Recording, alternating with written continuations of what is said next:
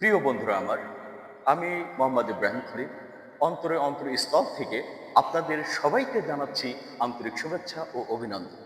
বন্ধুরা আমার, আসসালামু আলাইকুম রহমতুল্লাহ। এতদিন শুনছিলেন ইনডোরে আমার কণ্ঠে গান।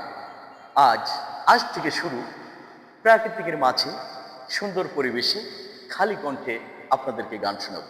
বন্ধুরা আমার, আপনারা জানেন সবজি রান্না করতে যেমন মাল মশলা লাগে, তেমনি একটি গান করতে মিউজিক লাগে, যেমন হারমোনি, তবলা, গিটার, বাঁশি, অনেক কিছু লাগে। তো এই ধরনের মিউজিক ব্যান্ড এখনো আমার ওইভাবে তৈরি করার সময় হয়নি। আপনাদের ভালোবাসা পেলে অবশ্যই মিউজিক ব্যান্ড করে ন্যাচারাল প্রাকৃতিকে ঘুরে ঘুরে আপনাদেরকে গান শোনাব। বন্ধুরা আমার, দেখতে পাচ্ছেন খুব সুন্দর পরিবেশ। এখানে মনে হচ্ছে যে ফুল বাগান। আসলে এতে ফুল নয়, এটা হলো লাল শাক।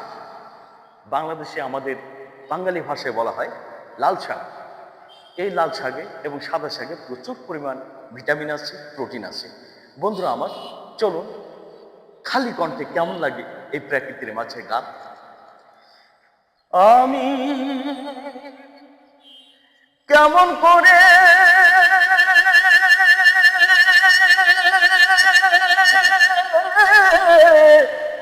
পত্র লিখি রে বন্ধু,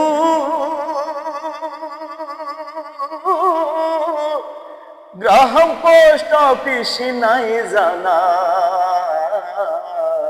তোমায় আমি হলে মচে না, তোমায় আমি হলে মচে না। বন্ধুরে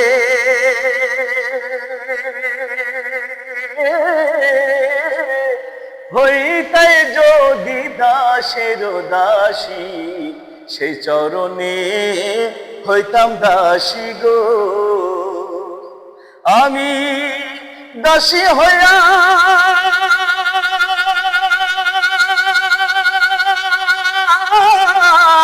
সঙ্গে যাইতাম রে বন্ধু, শুনতাম না কারোর মানা, তোমায় আমি হলে মচে না,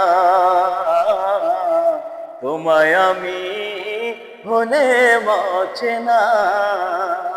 প্রিয় বন্ধুরা আমার, অবশ্যই অবশ্যই আমার এই ফেসবুক পেজটিকে ফলো করবেন, কমেন্ট করবেন, লাইক করবেন, শেয়ার করবেন।